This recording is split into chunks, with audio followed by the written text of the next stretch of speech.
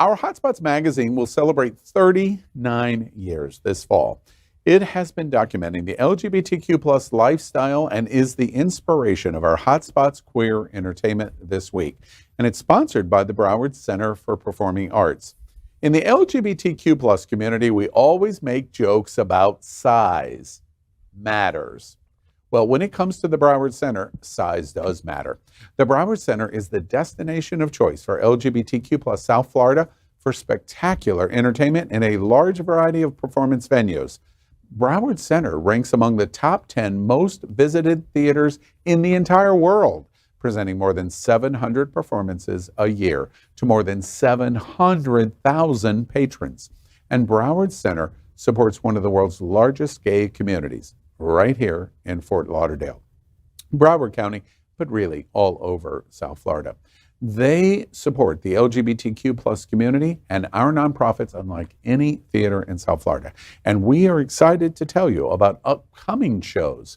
And did you know that surveys show that the LGBTQ plus community participates in live theater performances 2.5 times more often than our straight counterparts? And that's why they are the sponsor of Hotspots Queer Entertainment this week. And it's this.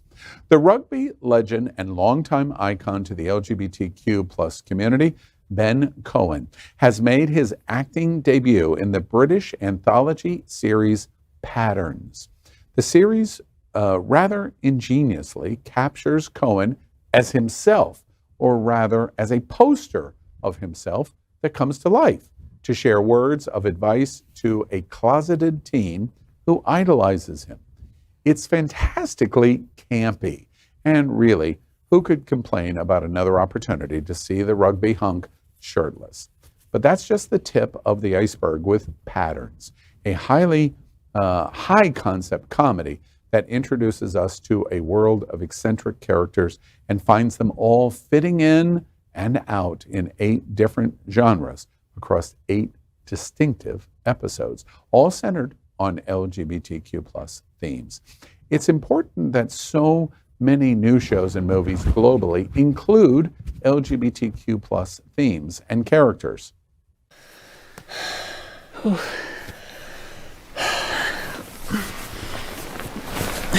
I need to go back to work. Nino must be wondering what's happened to me. He has texted me like 4 times. I'm sure he knows exactly what's happened to you. Well, maybe that's true, but I still need to go. Don't worry, I'll be back.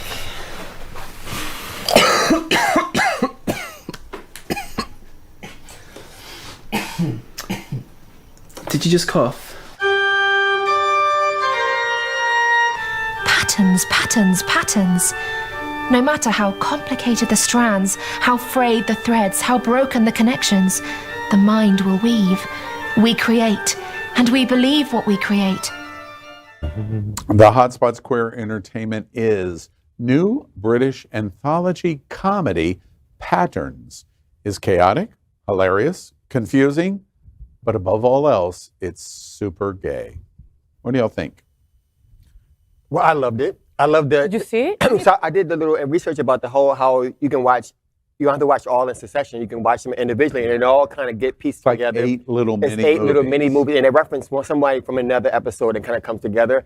I like it also how it's real life. You know, when we sit down at the table to film and we saw how our wonderful co-host coughed. Immediately, I was like, "Ew, is that real? Like you got COVID?" And then here it is. I also could share. I'm amongst friends. The opening scene where the guy said, "Hey, I need to get back to work." That was my life. That literally was my life today. I had to set Alexa for like 10 minutes, but I did a quick little romp and went right back to work.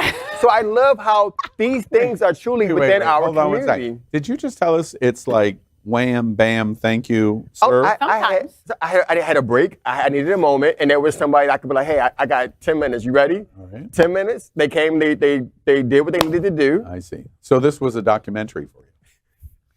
Art imitation is the best imitation Art of expose. art. Right? I mean, we say it countless times from this table that, representation matters. So as more of these come out, the better it is for everybody. I mean, there's a writer's strike right now. So maybe some LGBTQ plus content that was on the cutting room floor might just make it to our homes. You know, who knows? Yeah. Unless you can relate to them. You know, one of the things that's really interesting to your point and this, as I was watching the two of them in bed, I was thinking, now, you know, and from my standpoint, I have watched that scene for 50 years.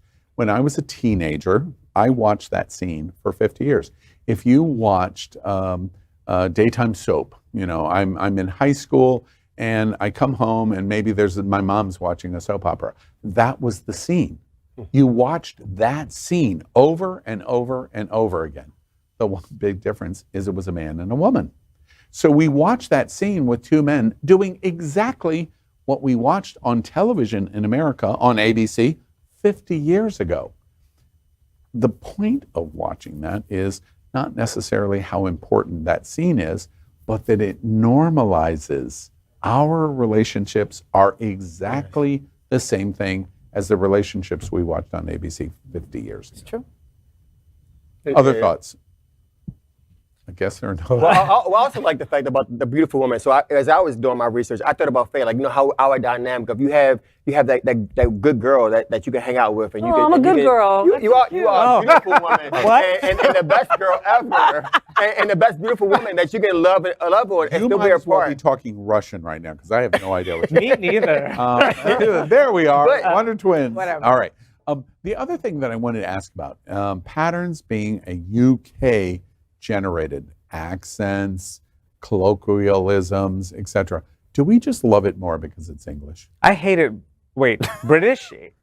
English, British. Like, We love it more because it's British. I know I like it because it's in English and I don't need subtitles, but I'm not talking about the language. No, I know, I I'm get it. talking But the accents, darling. I don't know why. I just don't like British comedies, British It's humor, the British sexiest everything. thing on the planet. And my parents except had it in for the house Australian. all if the this time. was produced in Sydney, I would even love it even more. But I do love the rugby thing. I think out of all the athletes, rugby dudes seem to be like the most like comfortable with their sexuality. So good on you, Mr. Crop Top. I don't know what your name is. Did you process at all that if you were interacting with the rugby dudes, they would probably hurt you?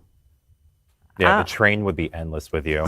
But you'd enjoy it. I don't He would know. get moist. He would get moist. I think I'm way would- they more. would bang his I think pussy. I'm way They would bang his more. pussy. They would just bang his I pussy. think I'm way more God. dominant than you guys realize. Yeah, clearly you with are. rugby 'cause players, you baby. knew about Hey, pussy. let's Yeah. take a quick vote. Do you believe that? Hell no, I'd bend them over. Do and you Hell believe no, that? hell no. Do you believe that? Bottom. I vote no. We're done. Thank you. Well, Thanks that for concludes participating this and welcome segment to the Price of is Right. patterns, All because right. this is a pattern at Daddy. this table. It's the pattern that we've identified. All right. Everyone is a fan of recently crowned RuPaul's Drag Race queen Sasha Colby, including House Representative Jill Tokuda.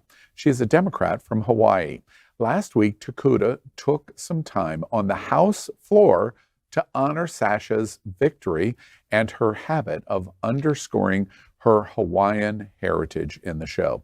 Addressing Sasha by her complete name, Sasha Kikawia, I believe, I probably got that wrong, Tokuda announced that since the beginning of the competition, Sasha took inspiration from her ethnic heritage, which was Hawaiian, and her childhood trauma for her performances. Sasha is the first openly transgender woman of color to be crowned America's next drag superstar.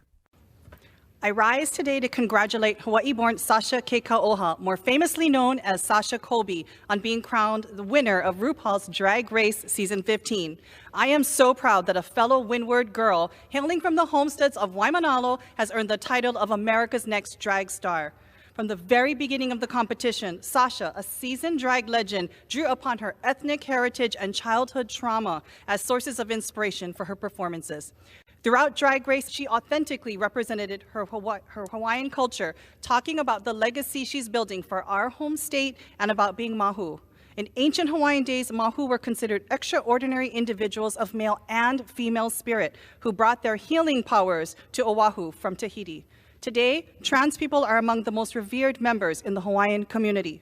Amidst ongoing attacks on our LGBTQ+ rights that particularly target trans people and drag queens, her win is not only well-deserved, it gives us all hope.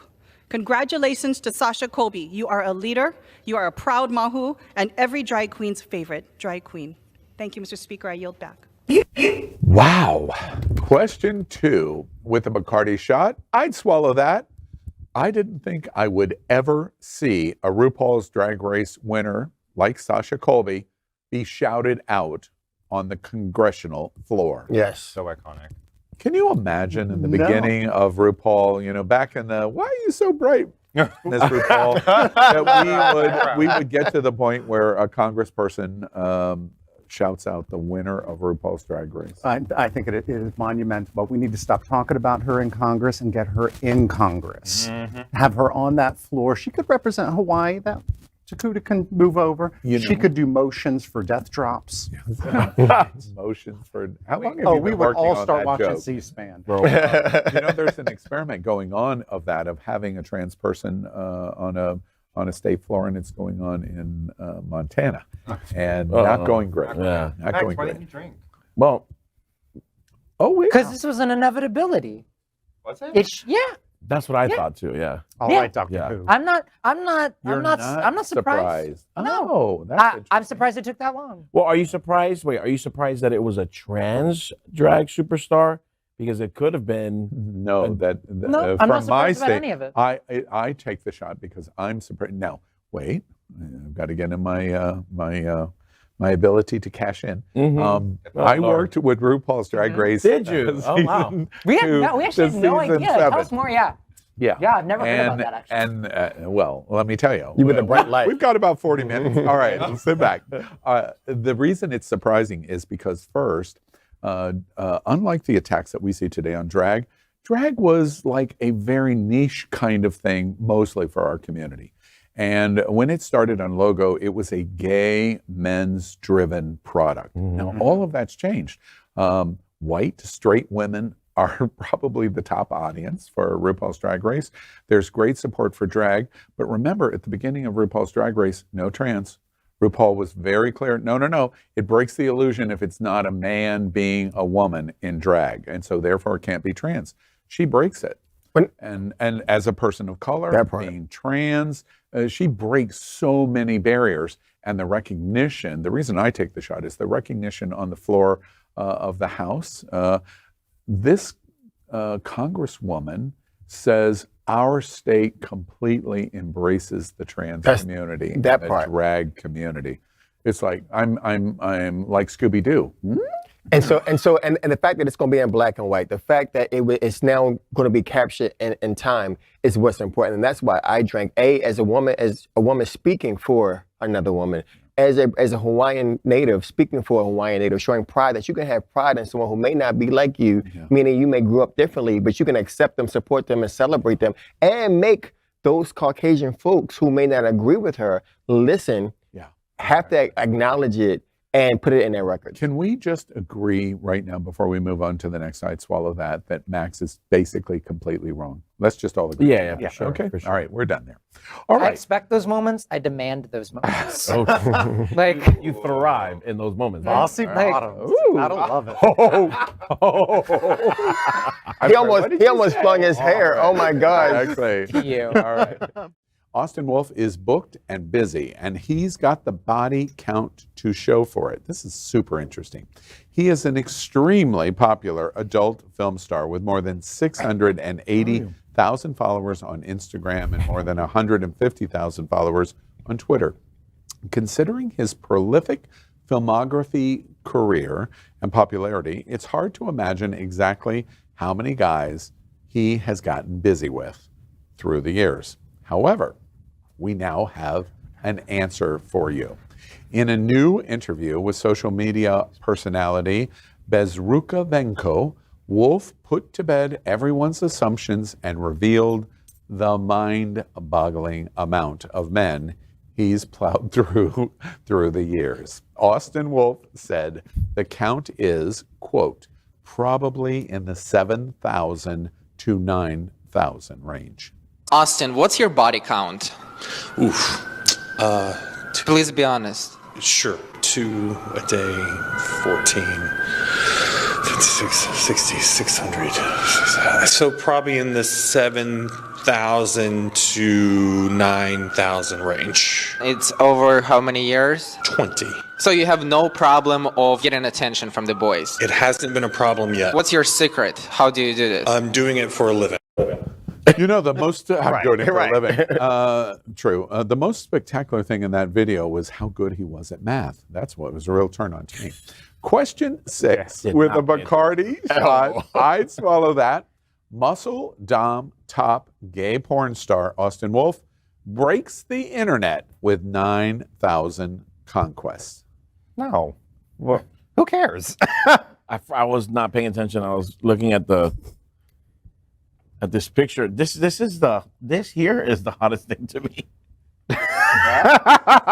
Oh, the height difference? So- Yeah, the big little. Oh, height difference. I'm a little sad that he gets paid to do it, and my count is probably up there with him. And my count in 20 years, my count could be up there with them. Do you, And do they're you not really even think getting so it paid. is? Do you really think it's up there, So though, honestly? In all honesty, I think it's up there in 20 years. Absolutely. Say, I'm very sex positive. I love sex. I had a sex addiction where I had to get a good nut, and so 2 in a day was not.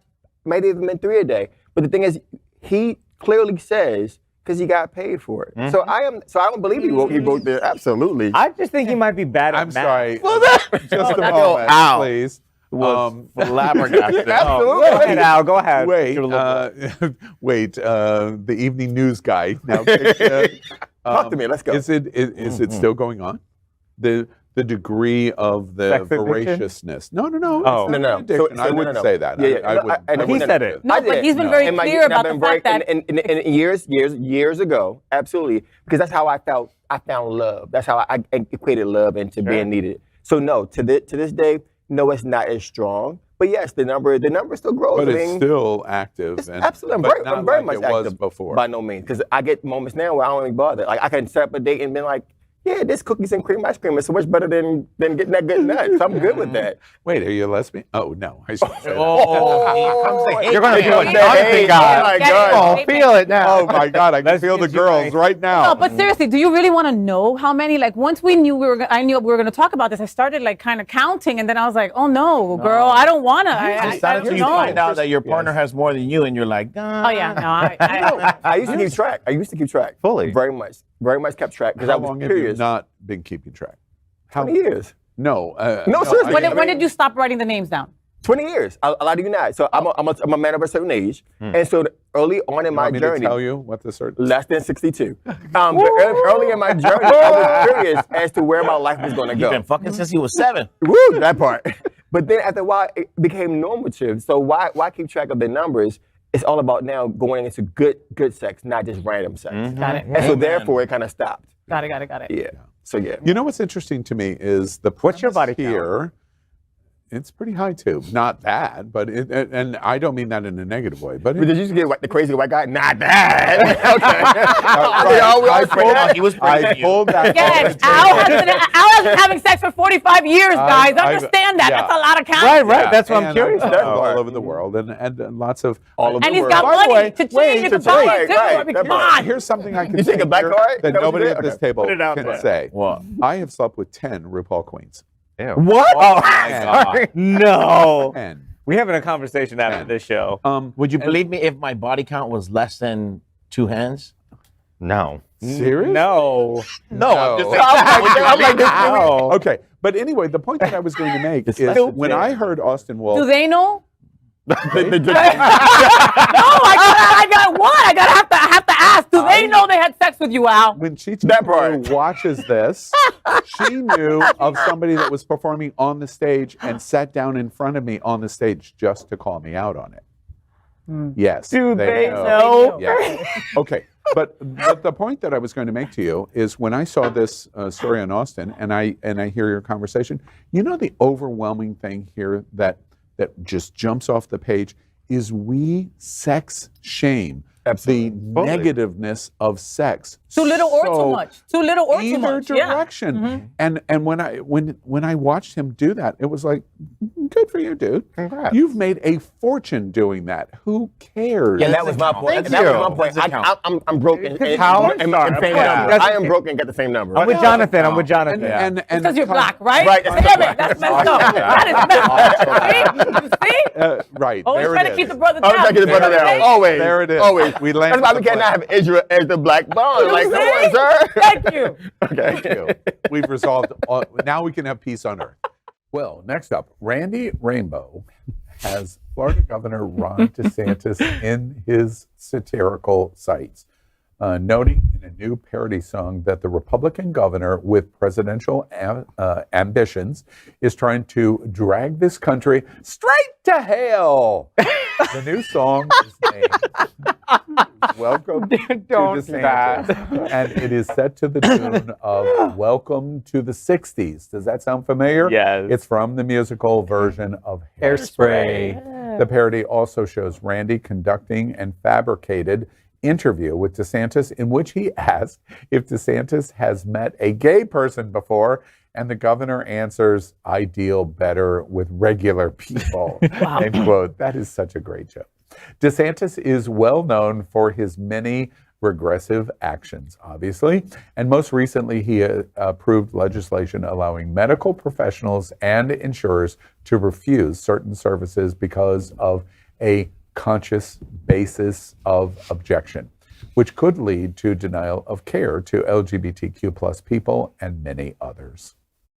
Listen, thanks for doing this interview. I know it's not your typical style. Absolutely. Have you ever met a gay person before? I deal better with regular people. And we're live in 3, 2. We are back, and joining me now is the worst thing to happen to Disney since the It's a Small World ride, and the most boring, Governor Ron DeSantis. Welcome to the free state of Florida. Okay, let's cut the shit. Governor, you go by so many nicknames. Which do you prefer I call you? Ron DeSanctimonious? Meatball Ron? Dull as dishwater DeSantis? Trump Light? Little Ronnie Pudding Fingers? Ronald McDoofus? I can continue. You can call me whatever you want. I mean, just as long as you also call me a winner. Girl. Girl. Welcome to the free state of Florida. Question 5. With a Bacardi shot, I'd swallow that. I laugh as Randy Rainbow calls Ron DeSantis a fresh, new fascist. Yes.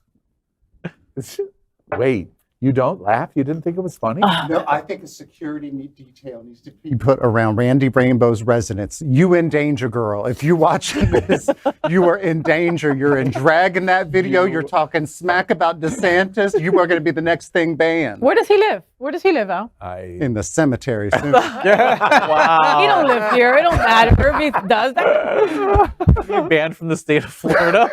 And is that a bad thing these And days? I mean this in the meanest way possible. Ron DeSantis looks like he fishes for fun, and he looks like he looks like he looks like his first photo on his Tinder profile is him holding up a big snapper, and he's like, "Look, this is my greatest accomplishment." That's what Ron DeSantis looks like to me. He gave me my best laugh of Melting the wax week. figure of a governor. He was in New Hampshire. He is so awkward. Oh my God, he is so awkward. He was in New Hampshire and he was doing one of those classic cafes, going into the cafe and hand gladding all of the people in the cafe. And he walked up to this one guy. The cameras are all over DeSantis. And the guy is just thrilled to meet Ron DeSantis. Clearly has no life. And he starts to tell DeSantis this story, and he tells him, and it's like 30 seconds. He finishes the story. And DeSantis goes, "Okay." Wow. It's like just Donald Trump is going to chew him up and spit him onto the sidewalk. Right? Yeah, well, I mean, the latest NBC poll yesterday, this is before, DeSantis announces presidency. Trump is leading the polls at 60%, and DeSantis is at 20%, and then Pence was at 6%. So we'll see what the how only polls the change only thing now. about that, not to get too deep into the politics, the only thing that we should not take to the bank on that is in 2008, that's what was going on with Hillary Clinton and Barack Obama. Yeah. And Barack won, and pretty big. Yeah. So that's our only caution. Yep. There. Do we love Randy Rainbow? Yes. He's so talented. Yeah, he's hilarious. If anyone who's never seen any of his videos, you definitely look him up on YouTube. He has a parody of these interviews with different people, of actual interviews that have happened, but he kind of dubs his part in it, and they're absolutely hysterical. I have to say, I love Randy Rainbow because first, he's genius humor, but he has those fabulous glasses, and anybody that has fabulous glasses is trying to hide behind them. Wait, I have glasses too. Let me put my glasses on. And Randy Rainbow's moment where he pulls the glasses down just like this and goes, "Oh, girl." That's it. That's it. Genius. All right. They say one-night stands are shallow. Do you say that? No. I say one conversation with you was shallow, but let's keep All talking. right. They say one-night stands are shallow. But singer Troye Sivan says otherwise. He spoke to Emily Ratajkowski about it. The singer said post a break with his ex, he hooked up with another man who told him that even if they do and they don't meet again, sharing this one night can make them connected forever. And Sivan said it was, quote, like something out of a movie, end quote. And that's what children say. Question 4. With a Bacardi shot, I'd swallow that. Troye Sivan recently opened up about his enjoying hookups. I agree. They can be great. I agree. I agree too. I agree, as long as your wife doesn't find out. And to Al, to your question. I won't tell her. No, they are not shallow, because the thing is, a hookup could be affirming, a dance could be affirming, so you're getting something out of it that you're looking for. So I liked how the conversation went to expanding it to that dance floor, to that hug, to that walking in a coffee shop and you see someone and getting that moment. So if it's on Grindr and you're getting your needs met and you're fulfilling that affirming moment of being loved and being touched, hell yeah. You know, it's interesting to me because the negative reaction that he may get, in my opinion, is an implementation of homophobia. Absolutely. Because at the end of the day, I was president of the major fraternity at the University of Central Florida, Sigma Chi. And in my fraternity, and this was in the 1980s, there was nothing that all of my fraternity brothers wanted more than the hookup. They would go to X or Y. They would go to the dance club. They would go to the strip joint on South Orange Blossom Trail. That's all they were hoping for, is the hookup. And nobody thought a thing about it. Then you put gay on it, and then it becomes homophobic. You are X, or you are Y, or you are Z. It's homophobia, and that's what's happening to Sivan. Didn't he just come out as verse? Did he just come out as verse or side or something? Yes, he just came out. Well, congratulations on coming out that way. You know, I think hookups are important and they're necessary. And sometimes it's just a quick release. You don't have to know the name or the phone number. I don't need none of that. We both know why we're here. Let's get it done. And then thank you very much. Slap on the ass and get out. No, why would I need your name? I don't want your Facebook. I don't want none of that. I have put in people's clothes by the bathroom door. Here's everything folded. There's no need for you to come back into the room. Get your stuff and go. And it's fine. We both knew what we needed, and you got there. And we say thank you. And we say thank you. Wait, we're all human. The great thing about it is that you never have to see them again if you don't want to. Yeah. And if you do, you can say what's up and say, hey, later. That was fun. Right. Yeah. Second round. Right. Yeah, okay. All right.